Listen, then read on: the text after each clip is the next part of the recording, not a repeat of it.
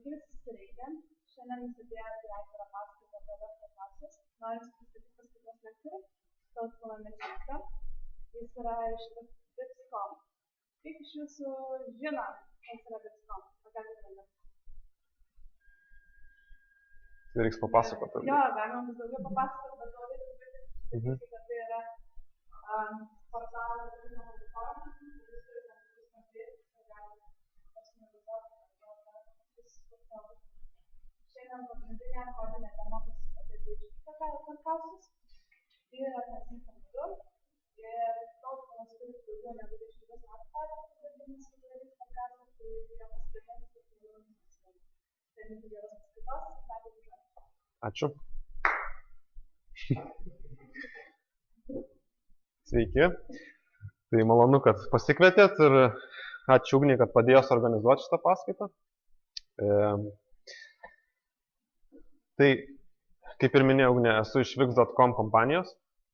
Tai yra website kompanija, kuri gamina website builderį, kuris leidžia jums susikurti savo paties svetainę, nenaudojant jokio kodo. Galbūt tai jums nėra labai aktualu, jeigu jūs patys programuojat, bet žmonėms, kurie nemoka programuoti ir neturi galbūt labai daug pinigų nusamdyti programuotojus, tai yra tikrai išsigelbėjimas ir jie gali labai paprastai ir greitai susikurti kažkokią svetainę savo versliukui, mažą parduotuvę. Ir jeigu norite patys pabandyti, pasižaisti su šią sistemą, tiesiog galite nueiti į Wix.com svetainę ir tenais yra nemokamai galite išbandyti visas galimybės. Tai tiek apie kompaniją, o ši paskaita bus orientuota daugiausiai praktika. Ir idėja paskaitai man kilo pasakoti apie web karkasus, kurios nuo šiol vadinsiu web frameworkais. Norėjau tik tai tiesiog, kad būtų lietuviškas pavadinimas plakate, bet bus šiek tiek ir angliškų terminų paskaitoje. Tai nusprendžiau papasakoti apie web frameworkus, todėl kad kai žmonės ateina darbintis tiek į Wix.com, tiek į kompaniją, kur aš anksčiau dirbau, mes visada paklausime, ar žmogus žino kokius nors web frameworkus ir ar jos yra kažkokius naudojęs. Nes tai dažnai parodo tam tikrą lygį programuotojo ir tai parodo, ar žmogus tiesiog yra šviežiai išėjęs iš universiteto ir nelabai kažką žino, ar jau yra realiai praktiškai pabandęs kurti kažkokias sistemas ir programas. Tai dėl to, kad universitete bent jau to niekas niekada nepasakojo, man, kai aš buvau universitete, tai nusprendžiau, kad padarysiu tokią trumpą įžangėlę apie tai, kas tai yra web frameworkai, kaip atsiranda poreikis web frameworkams. Ir aptarsime paskui konkretų PHP frameworką Symfony 2, šiek tiek abstrakčiai. Laikas, aišku, yra trumpas, gana 1,5 valandos, tik tai čia mano tikslas nėra jūsų nei išmokyti programuoti PHP, nei išmokyti Symfony 2. Nes jeigu norite tą padaryti, tai galite tiesiog naudotis interneto medžiagą ir eiti per visus tutorials ir panašiai. Bet tai tiesiog yra ilgesnis kursas negu 1,5 valandos. Todėl aš noriu tik supažindinti, kas tai yra, užvesti ant kelio ir kad jūs galėtumėt patys toliau domėtis ir pritaikyti šitas žinias praktikoje. Ir jau galėtumėt pasakyti per darbo interviu, kad žinau, kas yra frameworkas, esu girdėjęs apie tokį frameworką Symfony 2. Tai pradžiai tiek. Ir dar šiek tiek apie struktūrą. Mes realiai nagrinėsime tikrą kodą PHP ir žiūrėsime, evoliucionuosime paprastą programėlę iki tokio lygio, kad jai prireiks frameworko. Tai man būtų įdomu sužinoti tiesiog pradžiai, kiek žmonių apskritai yra programavę PHP, gal galite pakelti rankas iš to auditorijai. O kiek yra susidūrę su kokiu nors frameworku programavimo? Okay. Gerai, tai kaip matau, atitiks paskaita gana gerai auditorija, nes jinai tikrai yra įžanginio lygio. Prisėsiu aš dabar, kad geriau matytumėt. Taigi, trumpai apie tai, ko jums reikės, jeigu norėsite namuose pasileisti pavyzdinį kodą, tai turės jūsų kompiuterį bus instaliuota PHP. Kaip duombazė naudojam PHP SQLite, nes tai yra paprasčiausias sprendimas. Duombazės kažkokį web serverį reiks turėti ir kodą galima išsiklauninti su Git klientu, nurodytų čianais adresu, arba tiesiog galima parsisiųsti kaip zipą. Tai Git klientas nėra privalomas. Realiai, jeigu kažkas turite kompiuterius, tai galite ir dabar parsisiųsti kodo pavyzdžius, kad būtų jums lengviau juos nagrinėti. Skaidrė šitas yra įdėtas, man atrodo, į puslapį, ar ne? Tai galite atsidaryti skaidrės ir gausite šitą nuorodą. Tik čia su OpenOffice padaryta, tai gali PowerPoint'as, nežinau, galite darys. Taigi,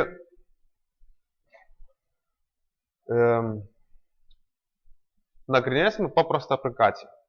Aplikacija bus itin paprasta. Jinai turės tik tai dvi funkcijas. Tai bus blogas, kuris turės tik tai dvi funkcijas. Pridėti įrašą ir išspausdinti visus įrašus. Ir tas blogas turės duombazę, SQLite failo formatu. Ir duombazė bus tik viena lentelė, įrašas, post. Ir ta lentelė turės tik tai vieną stulpelį, kuriame bus saugomas įrašo tekstas.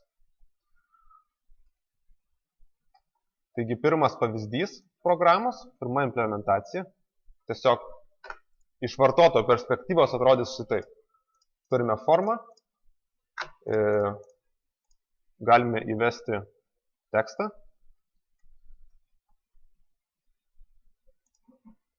Ir jisai tiesiog atsiranda sąraše. Pažiūrėkime iš tos programos kodą. Kodas yra example1 direktorijai. Taip. Šita pirma implementacija programos susideda tik tai iš dviejų failų. Nors pirmas failas initdb yra tik tai naudojamas sukurti SQLite duombazę, tai sukurti lentelę ir įdėti pradinius duomenis, o visa implementacija praktiškai yra tik tai viename faile, index.php. Tai dabar trumpai panagrinėsime, ką daro šitas failas. Taigi, mes atsidarome duombazę. Šitą dalį kol kas praleidžiam. Ir iš duombazės pasiemam visus įrašus. Visus blogo įrašus. Ir tuos įrašus išspausdinam HTML. Čia tiesiog paprastas HTML kodas ir matome, jo viduje yra PHP kodo fragmentas, kuris suka while ciklą ir paima įrašus ir juos išspausdina atskirai kiekvienoje eilutėje. Ir gale programos uždaroma duombazė. Taigi, viskas labai paprasta. Atidarom duombazę, nuskaitom įrašus, išspausdinam ir uždarom duombazę. Ir yra vienas veiksmas, dar kurio neaptariau. Tai yra naujo įrašo išsaugojimas. Čia mes tiesiog tikriname, ar ateina post parametras su tekstu ir jeigu yra post parametras, įrašome įrašą į duombazę. Tai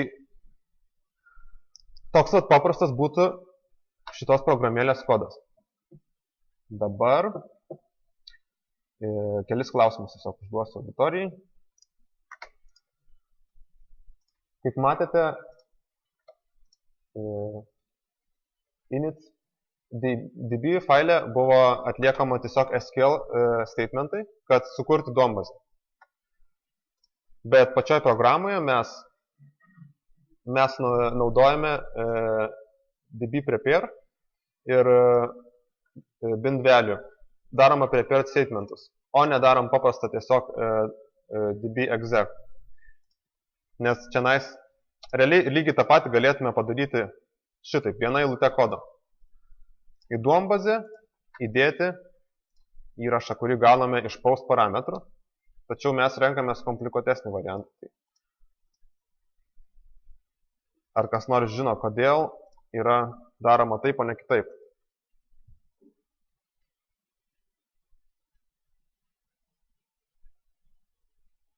Beje, matosi gerai visiems čia sėdintiems istorijai kodas? Nu, aš suprantu, tenais gal nelabai per skaidrės. Aš tiesiog noriu, kad viskas į ekraną tilptų. Tai. Ok. Tai čia tiesiog toksai praktinis patarimas. Jeigu nežinote, kodėl, tai tada atkreipkite dėmesį.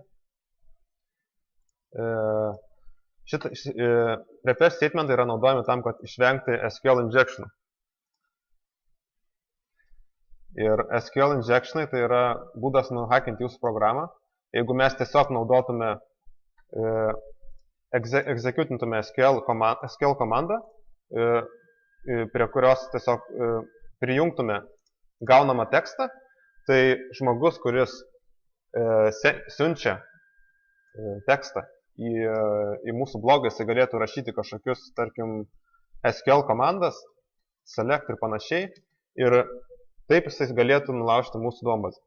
Tai niekada nenaudokite raw vadinamųjų SQL query savo kode, naudokite prepared statementus, pavyzdžiui, PHP kalboje yra galimybė tai naudoti SQLite su DB prepare, tai mes parašome tiesiog statementą, insert into post, text, values ir tada eina parametras tiesiog su ID dvitaškis-text ir mes tada tiesiog pribindinam prie to parametro savo reikšmę ir tada executinam prepared statementą. Visas šitas darbas mums garantuos, kad tas tekstas, kuris pribindinamas yra prie parametro, jisai nenulauš mūsų duombazės, jame nebus jokios SQL sintaksės jo viduje. Tai čia tiesiog toksai praktinis patarimas. Taip pat dar vienas klausimas. Gal žinote, kas čia yra ir kodėl šita eilutė egzistuoja? Taip? O kodėl?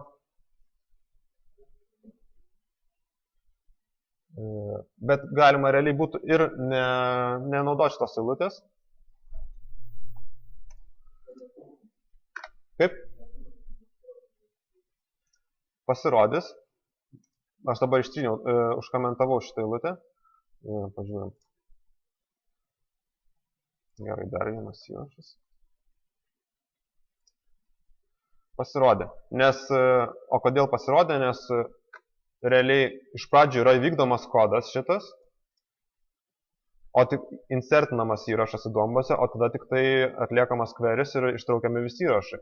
Ir paskui išspausdinami. Tai realiai įvyks pasirodymas, bet problema yra tame, kad jeigu F5 paspausiu, iššoka naršyklė langas, ar tikrai norit, čia apsauga yra. Nes gaunasi antrą kartą aš submitinu tą pačią formą. O jeigu aš padarau redirectą po inserto,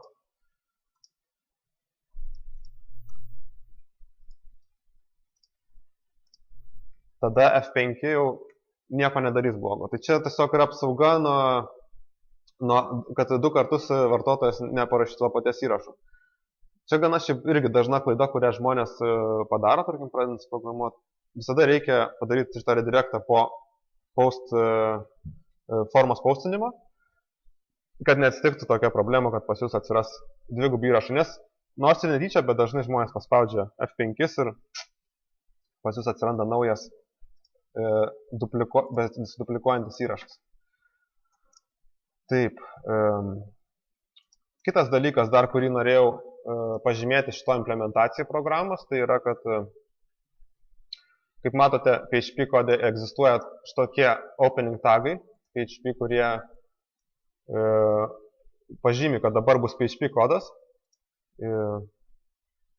Bet ne visi žmonės žino, kad yra dar ir kitoks tagas, štai toksai, kuris yra analogiškas, jeigu mes rašytume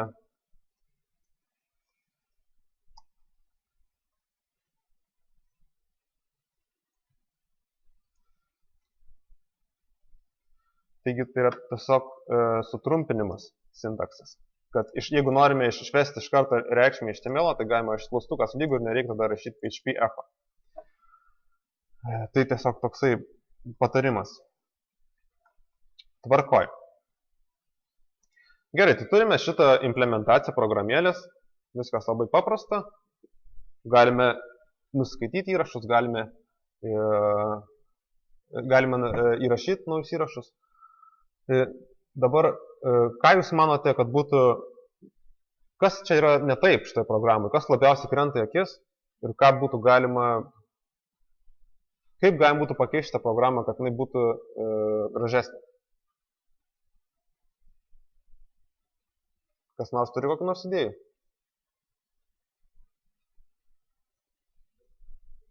Kaip? Nu, pavyzdžiui. Girdžiu jau geras idėjas, kad PHP kodą reiktų atskirti. Tai taip. Čia dar šiek tiek apie pavyzdį buvo, bet dabar pirmas dalykas, ką mes norim padaryti, mes norim išvengti spaghetti kodą. Ne? Mes nenorim turėti PHP kodą ir HTML kodą tam pačiam faile. Kadangi toks kodas labai sunkiai skaitosi, ir jį labai paskui sunku prižiūrėti ir tobulinti. Tai kas yra gerai šitoje programai, kad viskas yra vienam faile, tai lyg ir patogu, bet kita vertus ilgalaikį perspektyvoje tai taps labai sudėtinga šitą programą prižiūrėti. Todėl, norint ją patobulinti, mes pirmiausia atskirsime HTML kodą nuo PHP kodą. Ir šitas atskirimas yra įvykdytas antram pavyzdį. Pažiūrėkime, kaip dabar atrodo index.php. Dabar mes turime kelis failus. Turim index.php ir view.php.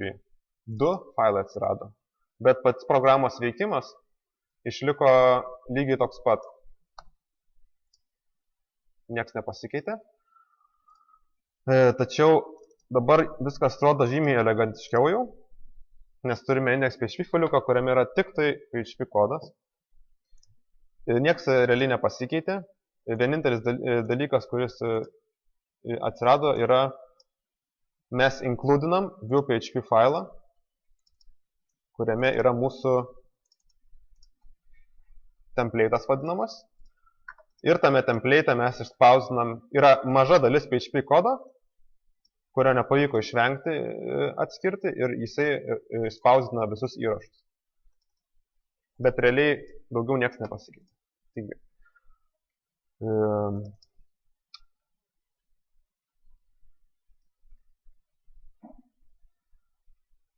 Bet yra dar vienas dalykas šitam index.php faile, kuris netrodo labai gražiai. Tai yra tai, kad mes turime SQL kodą. Ir SQL irgi yra kita programavimo kalba negu PHP, todėl norėtume atskirti šią kalbą, taip pat į atskirą failą, kad pas mus nesimėtytų SQL statementai ir PHP kodas vienoje vietoje. Bent jau kažkiek tai norėtume atskirti į atskiras vietas. Šis atskirimas įvykdytas yra trečiam pavyzdį. Ir trečiam pavyzdį yra įgyvendintas vadinamasis Model View Controller patternas. Mes turėsime tris pagrindinės programos dalis. Pirma programos dalis bus viewsas, tai būtent HTML'as. Antra dalis yra controlleris, tas kodas, kuris handlins visus formų submitus ir pasiūs parametrus būtent į viewsą. Ir trečia dalis yra ta dalis programos, kuri dirbs su duombazė. Ir mūsų programa atitiks maždaug šitą schemą. Vartotojas kreipiasi į kontrolerį, kontroleris užklausia modelį, gauna duomenis ir tuos duomenis jisai injektina į viewsą. Viewsas pats grąžinamas su HTTP response. Tai čia yra labai dažnas design patternas ir jis yra naudojamas daugelį frameworkų. Pažiūrėkime, kaip tai atrodo. Kad įgyventume šį design patterną, mes dabar jau pakeitėme savo programos kodą, kad jisai būtų implementuotas objektiškai.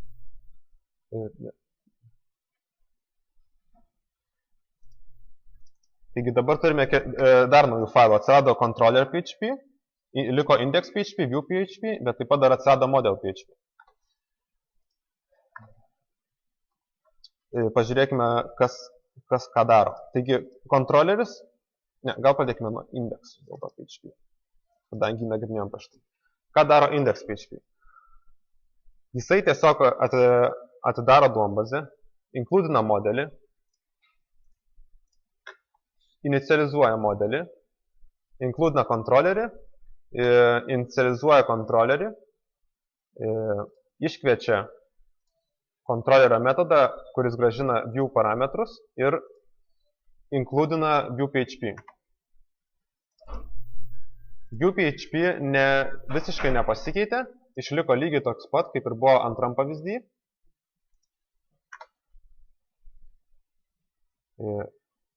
Controller.php realiai perkeliame tą kodą visą į controller.php, kuris apdoroja mūsų formą. Tik tai kontroleris nebedaro dabar tiesiai užklausos į duombazę, o jisai kviečia modelio metodą addPost, kuris,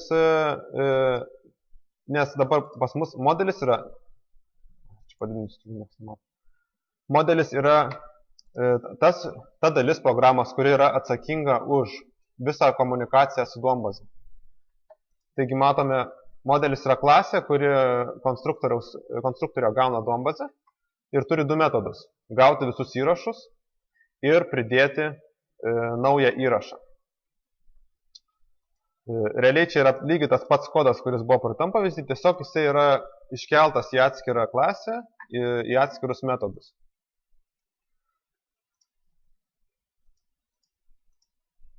Dar pažiūrėkime index.php. Dabar atrodo labai jau gražiai. Nėra nei SQL kodo čionais, nei HTML kodo. Viskas atrodo žymiai elegantiškiau. Dar kartą peržiūrėkime. Atidarom duombazę, inkludinam modelio klasę, inicializuojam modelį ir inicializacijos metu paduodam jį duombazę, kad jis turėtų su kuo operuoti. Inicializuojam kontrolerį. Kontrolerį inicializuojam su modeliu, būtent, kad jis galėtų komunikuoti su modeliu ir gauti iš jo visus įrašus ir išsaugoti naujus. Ir kontroleris turi metodą getViewParams, kuris realiai tiesiog grąžina visus įrašus, visus blogo įrašus. Ir šie blogo įrašai tiesiog yra išspausdinami, yra priskiriami kintamajam v ir išspausdinami view'se. Šitas pavyzdys šiek tiek jau sudėtingesnis, tai dabar kažkokių klausimų apie šitą pavyzdį konkrečiai. Gerai, aš gal tiesiog dabar dar šitiek pašnekėsiu. Taigi šitas sprendimas implementuoja šį MVC patterną. Bet kas yra įdomu apie šį sprendimą yra tai, kad iš tiesų mes šitame pavyzdyje sukūrėme savo frameworką. Galima tai pasakyti būtų, kad mes patys sukūrėme frameworkėlį. Nes realiai, jeigu pažiūrėsime index.php, tai yra failas, kuris realiai kaip ir atrodo nieko svarbaus nedaro, tačiau jisai sukuria struktūrą mūsų programai. Jisai inicializuoja modelį, kontrolerį ir viewsą ir valdo visą programos flow. Tai galima sakyti, kad tai yra minimaliausias PHP frameworkas maždaug kokį galima sukurti, ne? Nu, vienas iš minimaliausių. Ir realiai, jeigu jūs, pavyzdžiui, paimtumėt šitą index.php failą, ne, ir kažkur padėtumėt į GitHubą, sakytumėt draugui, va, aš sukūriau frameworką, tu gali jo pasinaudoti, tai būtų visai logiška, nes realiai kitas žmogus, paėmęs šitą index.php failiuką, jau galėtų, žinodamas struktūrą, sukurti savo failus model.php, controller.php ir view.php ir tam tikrą, ir sukurti savo mini kažkokią aplikaciją. Aišku, tai tik tai yra tam tikra frameworko parodija, nes senais labai daug ko nėra, bet principas iš tiesų išlieka. Ir pagrindinis principas frameworko yra kontrolės inversijos principas. Tai dar kitaip vadinamas Hollywoodo principu. Ne jūs mums paskambinkit, bet mes jums paskambinsim. Tai, žodžiu, frameworkas yra atsakingas už programos valdymą, už programos struktūrą. Ir tavo programa, kurią tu implementuoji tam tikro frameworko kontekste, jinai užpildo tik tai tam tikras vietas, tuščias vietas, kurias tas frameworkas valdo. Ir, žodžiu, tau nereikia implementuoti viso sprendimo. Tau reikia implementuoti tai tam tikras dalis, kad programa veiktų.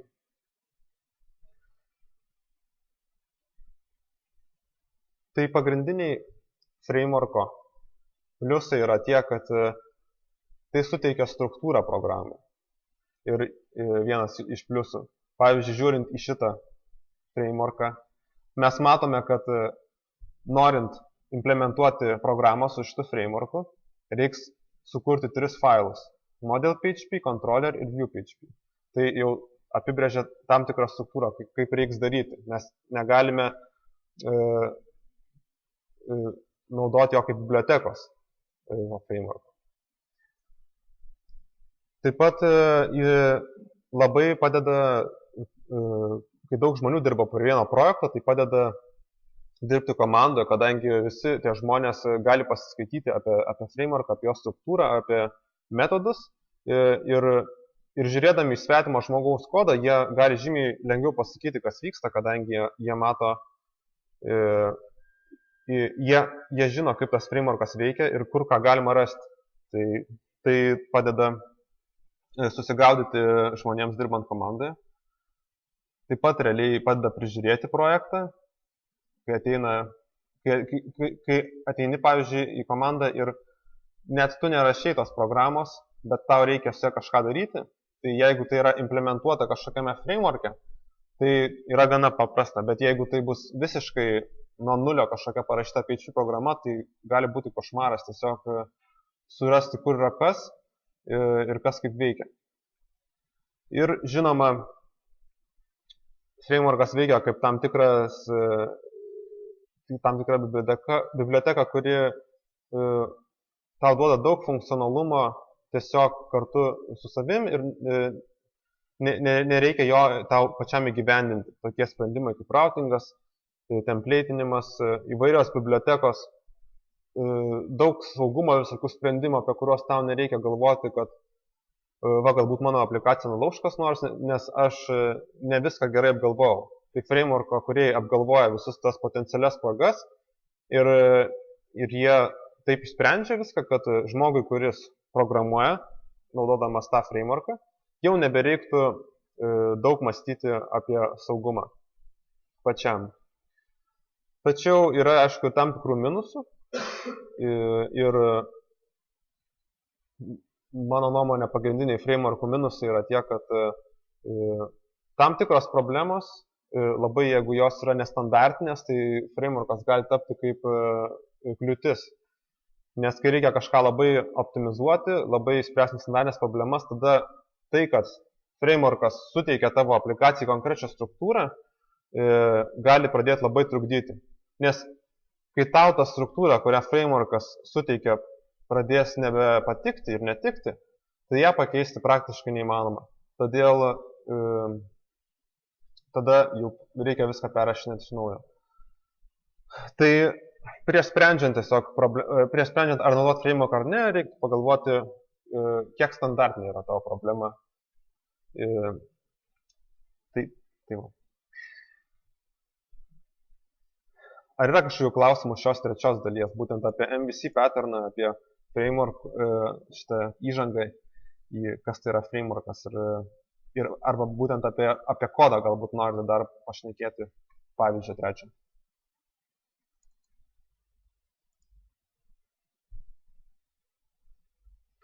Okay.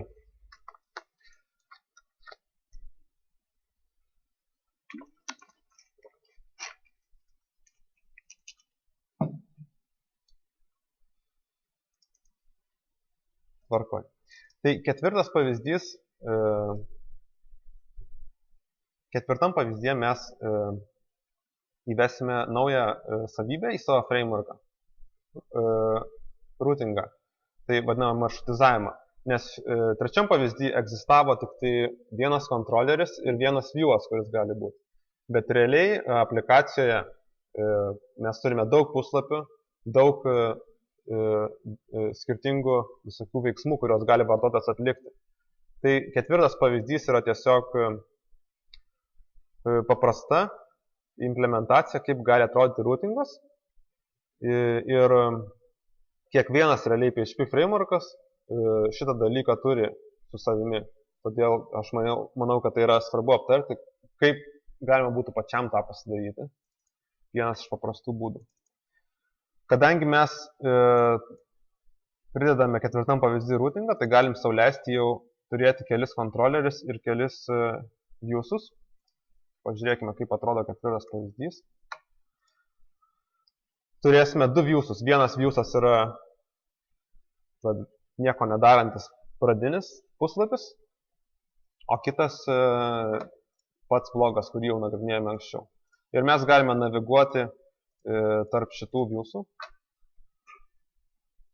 Pats maršrutizavimas bus įgyvendintas per get parametrą root, kuris turės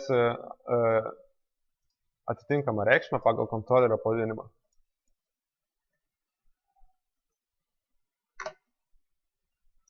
Pažiūrėkime, kaip atrodo index.php failas, kaip jisai pasikeitė. Šitoje vietoje galima sakyti, kad mes toliau tobuliname savo frameworką, nes index.php failas atitinka šitą funkciją. Tai iš pradžių mes inkludiname failą routes.php. Routes.php yra tiesiog PHP konfiguracijos failas, kuris nurodo, kokio rūto, koks ID atitiks kokį kontrolerį. ID yra štai čia, paduodamas per get parametrą. Tai pavyzdžiui, main atitiks main kontrolerį, o block.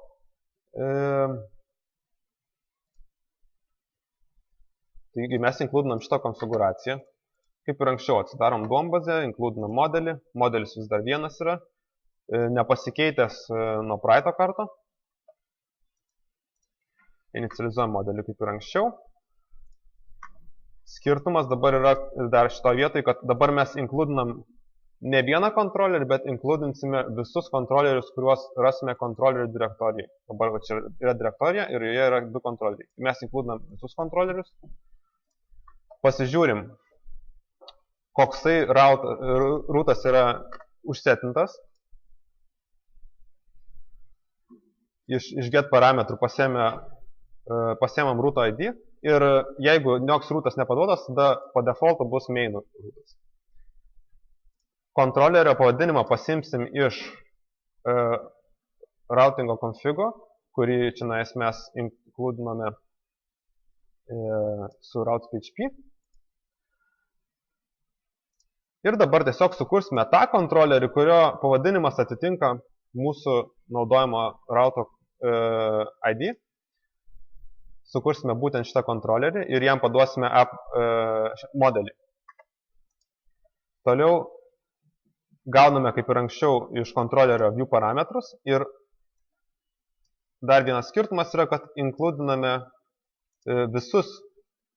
inkludiname būtent tą viewsą, kuris atitinka routo ID. Mes nenorime inkludinti visų viewsų, norime tik išspausinti tą puslapį, kurio mums reikia. Tai mes pažiūrime, kurio viewso pavadinimas atitinka mūsų routo ID. Jeigu pažiūrėsime į kontrolerius,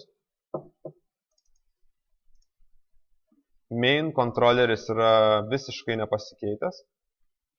Atsiprašau, ne main, bet main kontroleris yra naujas. Block kontroleris yra visiškai nepasikeitęs, kaip ir anksčiau. Main kontroleris lygiai atitinka tą pačią struktūrą kaip ir block kontroleris, tiesiog jisai daro šiek tiek mažiau visko. Jisai grąžina tiesiog vieną parametrą į viewsą, name, ir jeigu pažiūrėsime į viewsą main, tai yra tiesiog išspausdinamas būtent tas vardas Hello John. Ir dabar dar prasidėjo į viewsus tiesiog nuorodos į kitą puslapį. Blogė tik tai tiek pasikeitė, kad atsirado nuoroda į kitą puslapį. Taip pat, tai realiai tokia yra primityvi routingo implementacija. Symfony framework'e jisai visiškai kitaip padarytas, bet mes tą aptarsim vėliau. Čia tiesiog buvo parodymas, kas tai yra ir kaip paprastai galima būtų pačiam tai pasidaryti. Tai ką mes turime, ką mes pridėjome į savo programą. Mes pridėjome konfiguracijos failą rootų, taip pat sukūrėme tam tikrą dispatcheris index.php, kuris parenka teisingą kontrolerį ir teisingą viewsą pagal pasirinktą rootą. Ir ši funkcija mums dabar leidžia turėti kelis kontrolerius ir kelis viewsus savo programoje. Tai pridėjus šį kritinį funkcionalumą, mūsų frameworkas labai patobulėjo. Taigi, jeigu mes turime kažkokį funkcionalumą, kuris lyg tai niekur pagal šitą šabloną, pagal šitą design pattern netinka. Tarkime, mes norime profiltruoti keiksmažodžius, kuriuos įveda į blogą. Ar ne? Tai čia nebus kontrolerio funkcija, nes kontroleris atsakingas tiesiog už formų procesinimą, už parametrų gavimą ir perdavimą į viewsus. Viewsai yra HTML tiesiog, o modelis atsakingas tiesiog už bendravimą su duombazės struktūrom. Tai kurgi reiktų įdėti tą kodą, kuris yra nei vienoje iš tų vietų netinka. Tai sprendimas standartinis frameworkuose yra vadinamieji servisai. Servisas yra paprastai šnekant tiesiog PHP klasė, kuri atlieka tam tikrą funkcionalumą. Bet mes nenorime to funkcionalumo įdėti kažkur į kontrolerį ar į modelį, kad mes galėtume tą funkcionalumą reusinti keliose kontroleriuose. Pavyzdžiui, galbūt mūsų programa ne tik turės blogo įrašus, bet tenais dar kažkokius komentarus ir panašiai. Ir visose tose vietose mes norėsime atlikti tą patį funkcionalumą, keiksmažodžių filtravimą. Tai mes norim turėti moduliarią programą, kurioje galime pasiimti filtravimo servisą bet kuriame iš kontrolerių ir jį panaudoti. Tai mūsų kodas taps labiau reusable ir aplikacija elegantiškesnė. Tai būtent 5. pavyzdys yra prideda į mūsų frameworką servisus. Pažiūrėkime, kaip atrodo servisas. Taigi servisas mūsų yra labai paprastas, tiesiog PHP klasė, kuri turi 2 funkcijas, 2 metodus. Vienas yra, kuris pašalina vieną keiksmažodį, o kitą metodą aptarsim vėliau. Tai tarkim, mes turime šitą servisą, kuris atlieka keiksmažodžių pašalinimo funkciją. kaip dabar jisai į mūsų frameworką pateks. Realiai, ką mes norime padaryti, tai kontroleryje blogas.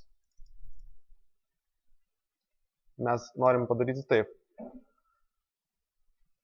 Sukuriame naują text processing service ir jisai ir pritaikysime metodą remove swear words, būtent tam tekstui, kurį gauname iš formos, ir tik tada mes įrašysime tekstą į duombazę.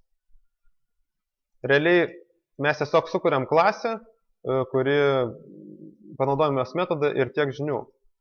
O frameworkas nieko beveik nepasipildė mūsų, tik tai prisidėjo kelios eilutės, kurios inkludina visus servisų direktorių esančius failus į mūsų programą. Tai papildėme frameworko mūsų struktūrą. Mes pridėjom servisus, dabar vartotojai gali sukurti kiek nori tų servisiukų direktoriai servisus ir juos tada jie galės inicializuoti savo kontrolerį ir panaudoti. Galim pažiūrėti, kaip praktiškai veikia mūsų programa. Nieks kitas daugiau nepasikeitė 5 pavyzdį.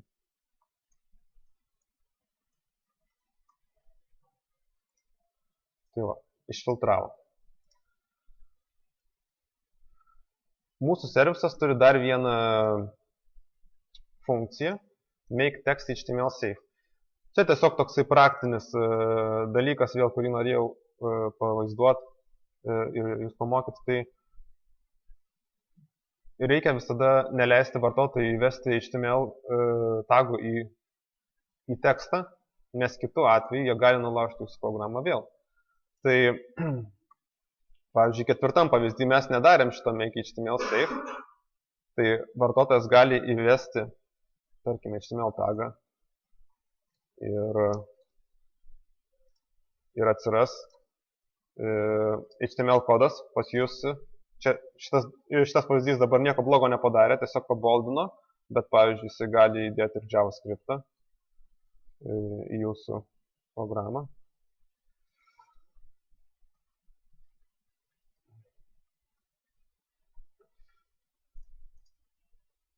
Ir visi vartotojai, kurie ateis į jūsų blogą, matys pranešimą. Čia tik tai vienas iš dar mažai gana kenksmingų dalykų, kuriuos galima padaryti tokia ataka, bet yra ir žymiai blogesnių dalykų. Pavyzdžiui, gali pavogti cookies iš jūsų website, taip passwordus gauti. Žodžiu, jūs turite visada užtikrinti, kad HTML kodą vartotojai negali įvesti. Ir tą mes padarysime savo servise.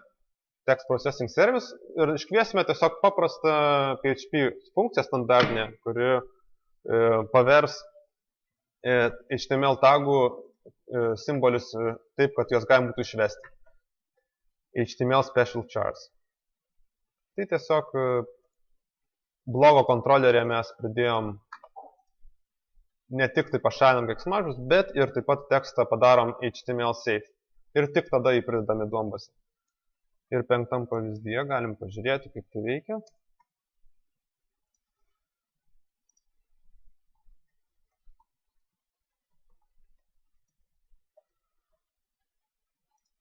Štai. Tai, ką įvedė vartotojas, tą mes ir matom. Jokios magijos neįvyko.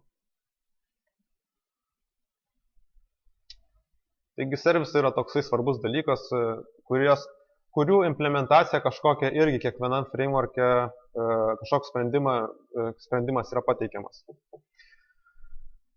Kai mes turim servisą dabar, šitą, mes turime servisą, bet tarkime sąrašas keiksmažodžių, kuriuos mes norim pašalinti iš teksto, yra nuskaitomas iš duombazės. Visai reali situacija. Ir matome, kad pats servisas yra inicializuojamas kontroleryje.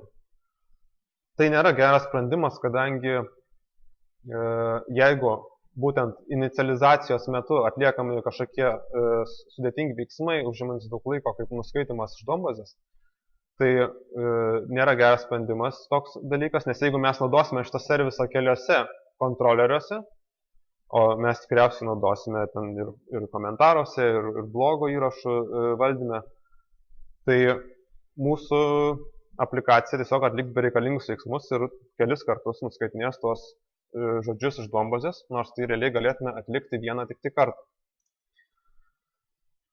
Tai šita problema frameworkuose dažnai sprendžiama dependency injection būdu.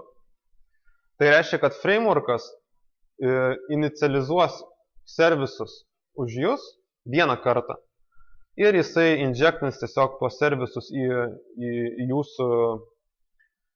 jūsų kontrolerį, kur jūs jau galėsite naudotis pačiais servisais iš karto ir jums nereikės patiems inicializuoti jų.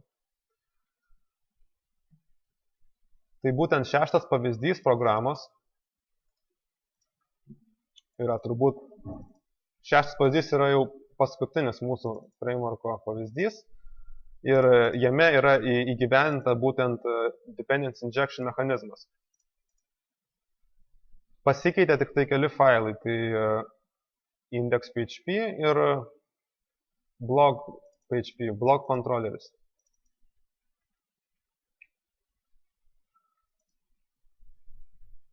Blog controlleris labai nedaug pasikeitė. Mes tiesiog konstruktorę nurodome, kad mes norime gauti text processing service, mums nesvarbu, kaip jisai čia atsiras, bet mes norim jį čia turėti ir tiesiog priskiriam jį privačiam kintamajam. Ir būtent, kai reikės mums jį panaudoti, mes metodai panaudosime mums reikalingus metodus. Tai realiai pasikeitė labai nedaug, bet tai suteikia daug patogumo, nes mums nebereikia mąstyti, kaip inicializuoti šitą dalyką, kada inicializuoti. Ir galbūt inicializavimo metu dar reikia kažkokių papildomų parametrų tam procesui, mums tas nesvarbu, nes gausime iškart kontrolerį. Bet visas inicializavimo darbas tada servisų persikelia į frameworko lygį. Tai būtent šitas sprendimas tada buvo įgyvendintas index.php failė. Šitą aš daug nekomentuosiu, nes čia gavosi gana sudėtingas iš tiesų sprendimas, trumpai tiesiog papasakos. Žodžiu, nuskaitome visi servisai kaip ir anksčiau iš direktorijos servisų ir mes sukuriame dependency injection containerį, kuris yra tiesiog masyvas ir į tą masyvą inicializuojam visus servisus vieną kartą ir tada pažiūrime, kokie yra konstruktoriaus parametrai, būtent kokie yra konstruktoriaus parametrų tipai mūsų reikalingo kontrolerio ir pažiūrime, ar turim tokį servisą. Jeigu neturime, jo inicializuojama, jeigu turim, tai tada paduodam tiesiog inicializavimo metu į kontrolerį tą servisą. Tai visas dependency injection implementacijos kodas yra šitoj daly. Sukuriam konteinerį tuščią.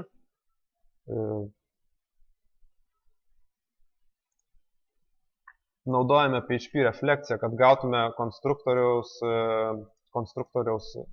argumentų tipus, tam, kad galėtume išspręsti šitą problemą. Taigi bendrais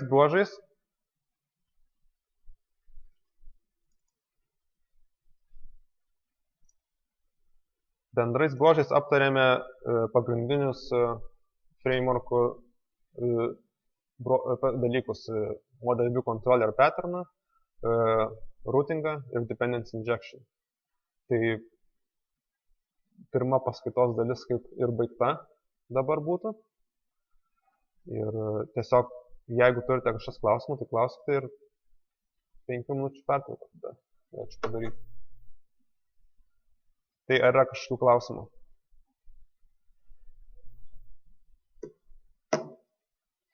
Pagalvokite per pertrauką, jeigu ką Tikiuosi sugrįžti dar. 5 minutės.